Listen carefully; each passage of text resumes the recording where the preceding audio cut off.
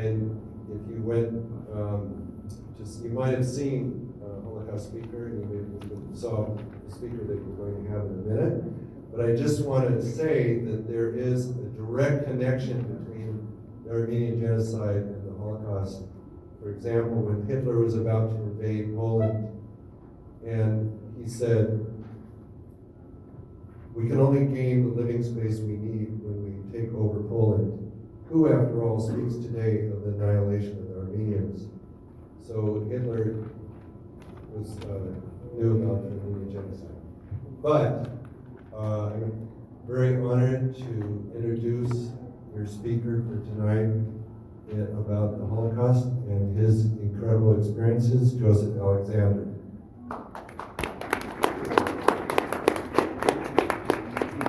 Okay, I'm Joseph Alexander.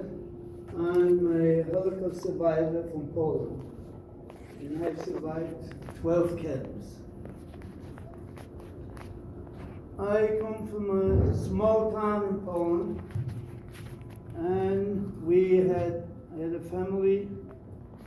I had parents, 3 sisters, 2 brothers, and I'm the only survivor. We had a very good time, a very good life in Poland until 1939. When the Germans came into Poland, they divided Poland in 2 parts. One half was annexed to the Third Reich, to Germany. The second part was Poland under German occupation. At the part where Poland under German occupation, life was going on almost normal. But the part where we lived, which was annexed to the Third Reich, that was under Germany, completely under Germany. So after a few weeks, they came, and some of you probably know that Europe, every town has a town square. And the town square that's where most of your business are. We lived in the town square, and about the second house from one corner, and the third house was an uncle of mine. And they came in after a few weeks from after the uncle and went around the square and went in and told the people they have 10 minutes to get their possessions together and get out in the middle of the square. And they took them away. A rumor started that they're going to come back 3 days later and take the rest of them. So my dad had 3 sisters living right under Warsaw, about 25 kilometers before Warsaw. That's where it was Poland under German occupation. And like I said, their life was going on almost like normal. So Dad said, well, we're not going to wait for them to come and give us 10 minutes to get out. So we had the deep wagons. Horse and wagon, a deep one, which is about 7 to 8 feet deep, and my dad got and we picked up most of the stuff from the store. And you put a few pieces of household goods on top, because you get to go through from our part to the other part, you go through a border. So you put a few pieces of household goods and you say you're moving. So we moved, and my parents, my one sister and the younger brother, they left, and I remained with the 2 other sisters, older sisters, and we were loading up another wagon.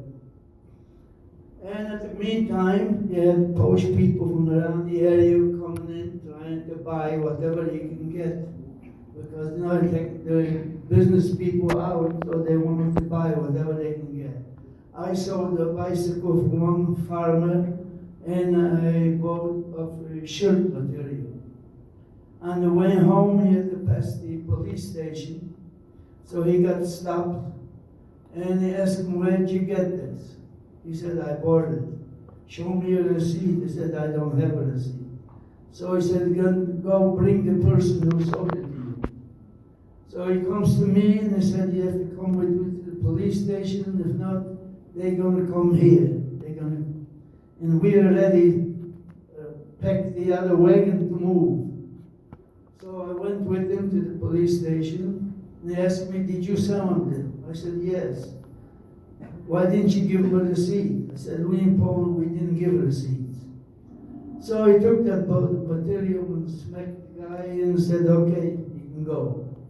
I went back, and as I came back, my sisters were waiting for me, and we took off. We left to a little town before Warsaw, about 25 kilometers, named Glendale. And we lived there for a while, and life was going on, almost, like I said, almost normal. But everybody had to go to work. So I was there for about 3-4 weeks, and that was I went to my first camp. So I went to a camp to work, and on the weekend you could go home. But what I was working is in building a canal. I was staying in the water up to the knee without boots, and that was late in October, beginning of November, which in Europe that's already winter time. So I worked there for about a couple of months, and I got sores, blood poisoning. I got sores on my legs, on my arms. So I went home on the weekend, and I said, I'm not going back. So on Monday, the police came to look for me. So my dad said, no, he's not here, he's supposed to be in the camp. So I stayed away for a few weeks from the home, and that was the time, if you heard about the Warsaw Ghetto. That's the time when they started to build the wall where the Warsaw Ghetto was going to be. And after a short time, they said, came out, and anybody, any Jew who lives from 50, 60 kilometers around surrounding area of Warsaw had to move into the ghetto. And to move into the ghetto, you have no idea the life that was in the ghetto. I lived in the ghetto for over 4 months, and it was terrible. Terrible. People were dying. The morning you went out on the street, on the sidewalks, there were dead people everywhere. But back home, since we left, nothing changed. Remained the same. So my parents decided for an older sister, and I had a younger brother and myself, we should go back home.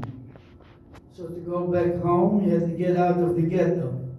So I had to pay off the guard to get out, and we decided we got out. I'll take one street, and they take another street. We will meet on the outskirts of town. As I got out, I walked for about 2-3 blocks, and I had a Polish teenager comes over and says, give me some money or I'm going to report you. So I thought I'd give him some money and I got rid of it. And I kept walking. But he got on the streetcar, rode the streetcar for a few blocks, and comes over and he says, give me some more money. So this time I gave him some money, and I changed the street and I lost it. And I got away again, walked, and I met my sister and brother, and we went home. Came home, and like I say, it's just like it was like we only left. But it only lasted 3 days. I was free for 3 days. After being there 3 days, they came out and said, everybody, for any man from 16 to 60, report to the schoolhouse. And I was taken away to the camp. And so forth, I was going from camp to camp because the work we were doing in the camp was very hard work. Like for instance, the first one I came, we were building a dam where you load up little cut down hills build up little cars. You load them up at one place, and then they take them to another place and dump it. So it was very hard work, and the food you were getting was a piece of bread in the morning, about this big, and a cup of coffee, and you went to work. After work, you came back, you got soup. And most of the time, the soup was from the peels of potatoes or spinach. From this, if you couldn't organize some little extra food at work, because you worked with civilians, and if you couldn't organize any extra food, you couldn't survive. So even then, people were dying in the camp. They were taking dead people out every day. And that was a place, and we had a lot of sub-camps around the city. It's in the name Poznań, one of the bigger cities in Poland. And the same thing happened at the other camps. So what they did is combine 2-3 camps into one. After a while, the same thing happened at this camp. So I got moved to another camp. And so forth. I was going from camp to camp, and I was working. And one camp I worked laying cobblestones on the street. I worked in sewers, building sewers. The last camp there around that city was we were building an airport. I was laying railroad tracks. And so forth. So after being at 7 camps already, train arrived, you got on the train, and you never knew where you were going. You were riding around. The destination we were going takes maybe 5-6 hours at the most, but we were riding around for 3 days, no food, no water, no facilities. They put you in the train. It wasn't a passenger train, you know, the cattle car trains with a little window, 2 feet window. They close the doors, and you're in the train for 3 days. Riding for a half a day, staying for a half a day. Finally, I arrived in Auschwitz. I'm sure you've heard about Auschwitz. Auschwitz was the worst, biggest death camp. And when we came, that was already 1943. But they don't have the trains going into the camps. Later on, they built the trains to go straight into the camp. When I came, the train stopped at a little town in Auschwitz, and there were 6 kilometers to the camp. When we got off the train, we met somebody, which I don't know how many of you know or heard about, Dr. Mengele. He was called the doctor of death. He selected people for human experiment, or to the gas chamber. And it was, when we got off the train, there were about 30-40% of the people were already dead on the train. And he said, there's 6 kilometers to the camp. You have to walk. So he said you pick some people you call to the left. And those people are going to be taken on trucks, which was sick people, old people, young kids. If I would have come from home, I wouldn't know the difference. But I was already in 7 camps. Every camp, I had to go to work. I always tried to get in with the biggest, strongest men. So, and here I come, it tells me to go to the left, and I look around, and I see sick people, old people. That's not the kind of people I like to be with. But my luck was, it was after midnight. I don't think if it would have been daytime, I don't know if I could have done it. As he moved further down, I ran back to the other side. The next morning, we knew that the people on the trucks on the left went straight to the gas chamber. If I didn't run back to the other side, I wouldn't be here talking to you. So we walked to the Auschwitz. There's two Auschwitz. There's Auschwitz and there's Birkenau, for the subject like. And I went to Auschwitz and I got a shower. And came out of the shower.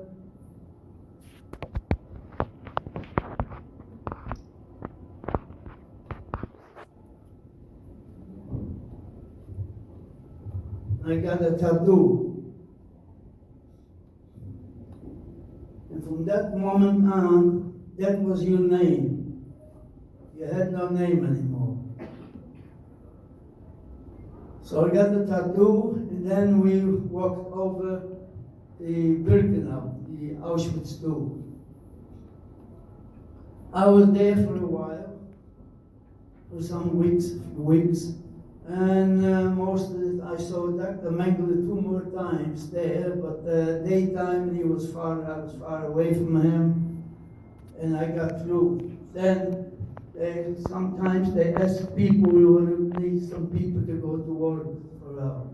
So my friends, myself, we didn't trust them, so we didn't report. And then the camp, they were taking people out, but they didn't bring any people in. So after a while, they said they need some people, but they didn't want to take any people from Poland.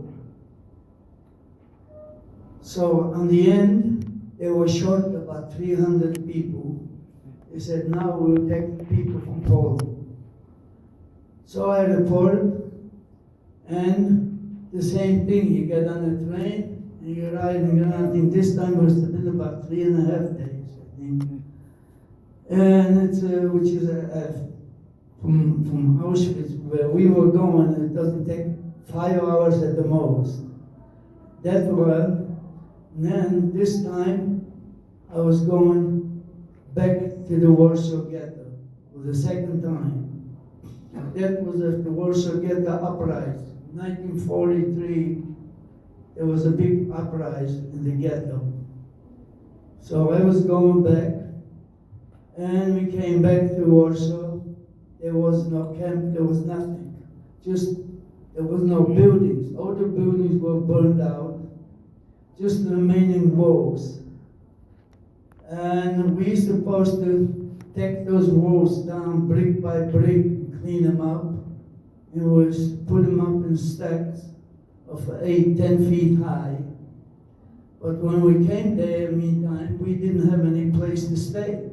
So they gave us some prefabs to put some buildings together. And there was nothing, no showers, nothing. So the shirt I was wearing, there was no shirt anymore. It was just shreds, eaten up from lice.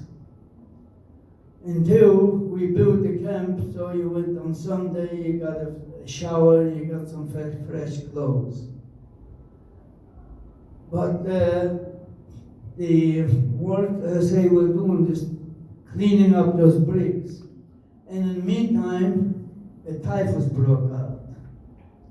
So if you report to the hospital, that was the end. Nobody ever came back. I had the typhus is you get high fever, high temperature. I had it, but I was lucky I had a couple. You call it a couple, it was like a foreman. He was also a prisoner. He was a German. And he was also a prisoner, so he didn't care if we worked or he didn't. So when I got it, I was sitting behind the bricks, the stacks of bricks for about 3 days, like this, till it got over the temperature. And after a short time, the Polish underground attacked our camp, and they were trying to flee the camp. But they were unsuccessful. So the next morning, closed the camp and took us out on a march. To go out on a march, we had to jog to get out of the city because they were afraid the underground is going to attack us in the city. So we had to jog to get out. We got out, and it took us out in the morning, and around dusk, they put us up on a field where the farmers graze their cows, and the ground is very moist. So they put us up on that field, and whatever means you had, a knife, a spoon, to dig up some mud, and took the bottom of the shirts to squeeze through to get a little water. So we got a little water, and the next morning, we're marching again. So we come to the city, next city, there was a river. So they let us go to the river to get some water. Two of our people just went a little too far over in the river. They thought maybe we would get out on the other side. So they got shot and killed right in the river. And, okay, we had some water, we were walking again. So we walked the next day, we come to the same rivers, different city. So they said you can go 100 people at a time and go to the river to get some water. So we got some water and we started walking, and that day was very heavy rain. We were walking in the rain, we were soaking wet. Finally, in the early evening, we came to a railroad station and we stayed there overnight. The next morning, train arrived. And again, the same thing, we get on the train and riding around for a few days. And this time, we went to Germany, went to Camp Dachau. Dachau was the first camp Hitler built in 1933 for political prisoners, and he turned it into a concentration camp. So I was in Dachau for about 2 weeks doing nothing, because they were establishing 12 camps within the surrounding area within 50, 60 kilometers from Dachau. So after they established the camps, there were 12 camps, all by now from 1 to 12. And I was sent to a camp, camp number 1, working for a farmer digging potatoes.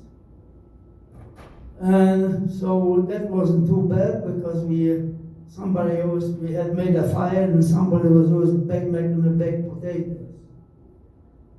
So, but that lasted about 3 weeks. Then I was sent to another camp number 7, to a city named Landsberg am Lech, River Lech. And that was a small camp. But at this camp, we were a group, just a small group, where we were in the camps already over 4 years. So we had the privilege of getting better jobs at this camp. And that was the only camp I was with. The women were in the same camp, but they were cut off with barbed wire, one corner of the camp, but we went to work together. So a friend of mine got some work in the kitchen, and 3 of them, I think, they were police in the camp, and another friends had some little jobs outside the camp. And I got a group of 10 people, were 5 girls and 5 boys. And we worked at right outside the camp, the gate, for the kitchen for the German guard. That actually was a very good camp for me, because I had 2 German men in charge of the kitchen. But they weren't the regular army. They were like a National Guard or reserve or something. Like they wore an OD uniform instead of the regular green uniform. But they were very good because every day I was going back to the camp. I took some food in for my friends, and then we had food left over. We had those big milk cans. I put in the can, and in the morning when people were going to work, they were passing by our kitchen, and I stopped them and I gave them some food. A couple of times, the officer in charge of the guard complained to my people that I'm holding up the people going to work. So they used to say, don't worry about it. Do what you do. And that lasted for a while until April 28, 1945.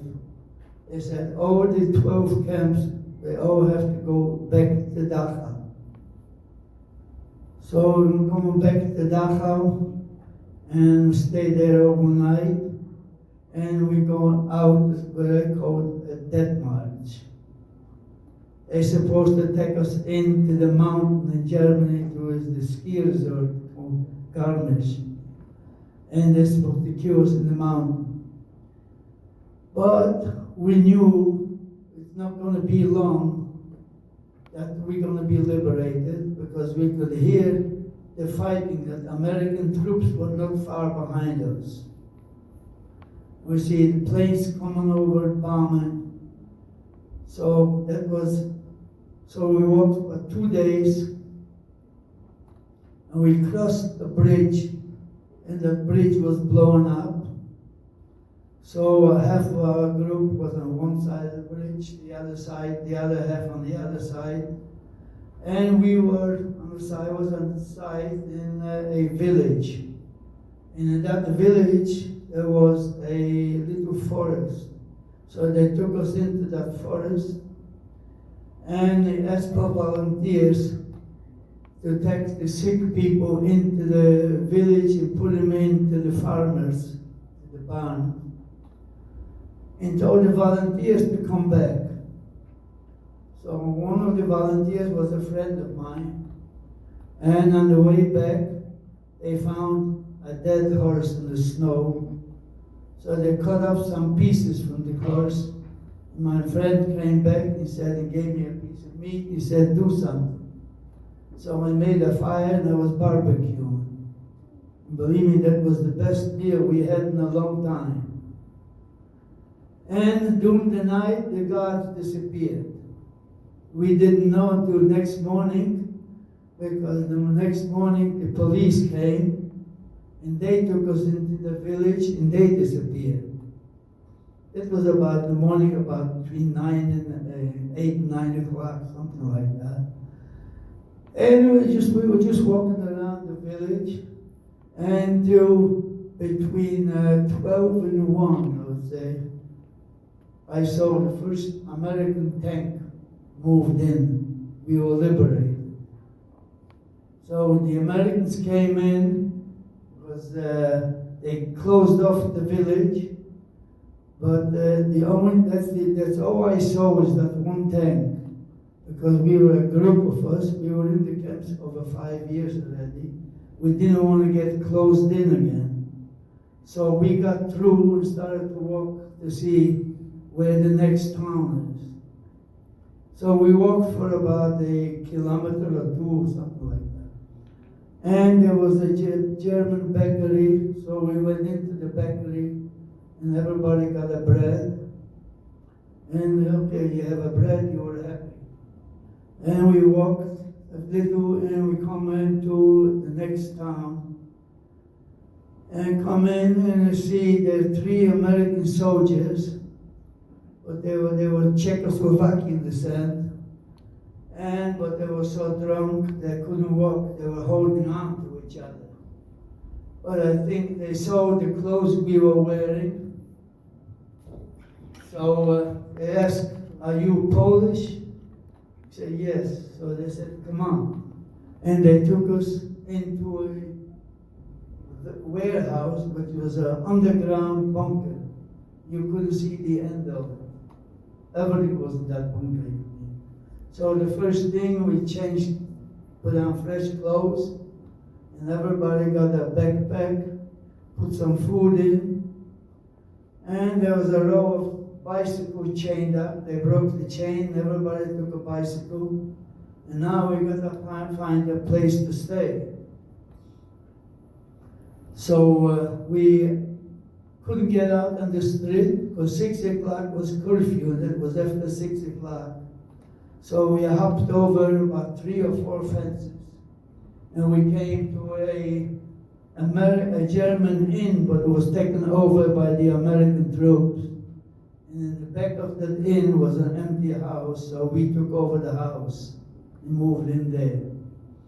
So the rest of the people, when the American troops came into that village, they brought them into that city where it used to be a German Air Force base, and they made a DP camp, displaced person camp. So after 10 days, they came out and they said, anybody who lives outside of the camp has to move into the camp. So we moved into the camp, and we were taken back to Munich. Munich is the capital of Bavaria. Yeah. So we took them back to camp, to a big DP camp there,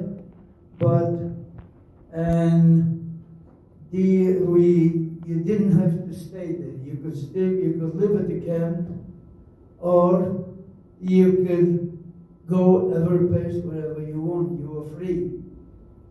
So a few of us decided to go back to the city of Landsberg, where we were, the last camp number 7. So we stayed there. I went there also. Landsberg was one of the biggest DP camps in Germany. So we went and registered the camp, but I didn't want to live in the camp anymore. So I just went to register because people like me, survivors, were going from different camps to find out if any of your family survived. So I registered there, stayed overnight, and I decided I'm gonna go back there to Landsberg, so I was there, and I didn't want to stay there in the camp, so I moved out about 7 kilometers from the city to a village, to a farm. I lived in a farmhouse. I lived in the farmhouse for a short time, and then I decided to go back to Poland, my hometown, to find out if anybody of my family survived. Because I left my parents, 2 sisters, and 1 brother. And I never know what happened to them. So I went home to find out, and some survivors were living in our house, told me there's nobody from my immediate family, but one cousin of mine survived. He was about a year or younger than me, and we grew up together in childhood. That he survived, but he's in a different town. So, and I had some Polish people who lived downstairs. And the building is there. He thought I came back to want to stay. So he said, if you're going to stay, I'll move out. I said, don't bother. I'm not going to stay. Because in Poland at that time was very bad for survivors. They were killing survivors who came back. In one town, they killed 42 survivors in one town. So very bad, so I said, I'm going to get my cousin and we're going back to Germany. So I went, and I went and got my cousin, and he went back to Germany. And I stayed in Germany for 4 more years. There was no place to go, because you didn't have any passport so that you can travel. So you had to wait and see if somebody opens up. So at one time they said that the Kennedy register, you could go to Canada. So we went, registered to go to Canada, then have to wait till they call you. It took a long time, didn't hear anything from Canada. So a short time after that, a friend of mine lived in the next village. He said, now Joe, you can go to Munich and you can register to go to America. So I did. We registered to go to America. It didn't take long. Got a notice to go through the American doctor, and then the FBI to check you out. And a short time after this, I got a notice right away that they go to get the boat, go to Bremenhaven, a port where you get the boat. And I got a boat and that was May of 1949. And I came to the United States and May 30th, which was actually was Memorial Day, in 1949. And when I came here, everybody has to have a sponsor. Either if you had relatives or some organization. My sponsor was a Jewish organization. They sponsored me. And my cousin had an uncle here in Santa Monica, so he was his sponsor. So I came in May, and actually he came in October. And my sponsor was my Harrisburg, Pennsylvania. I went to Harrisburg. I lived in Harrisburg for about 6 months because I had my cousin's uncle. He called me a few times I should come here so we can be together because we were the only 2 survivors from our family. So in 1950, I came to Los Angeles, and here I am.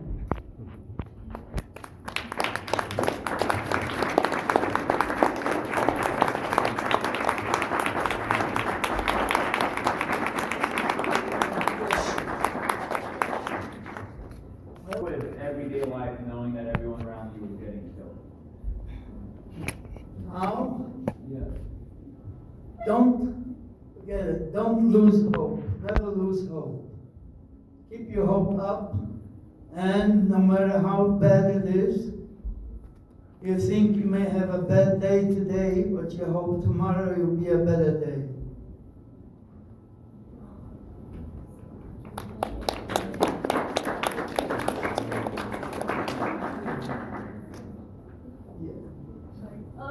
I know that genocide has happened, genocide is still happening. How do you react when you hear news of genocide happening since you first have experienced it? Well, when you see the news today, you see a lot of things going on, which you have shown people with the swastikas, and you have a lot of Holocaust deniers. These people are just stupid, I say. Because here, first of all, you're speaking to a survivor. One thing. Second thing is, you go today. All these camps, Auschwitz, Dachau, Majdanek, Treblinka, those camps are still in existence. The gas chambers are still there. Gas chambers, the ovens. There's thousands of people there daily.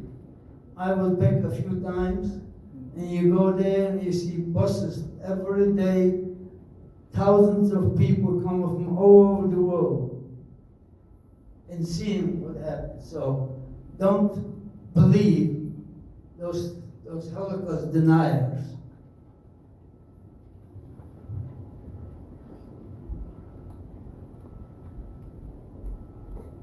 Well, anybody else?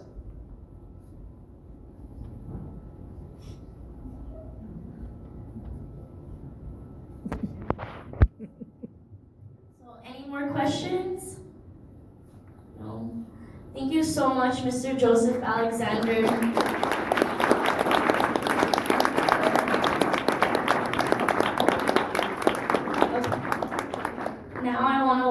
Miss Rubina Perumian.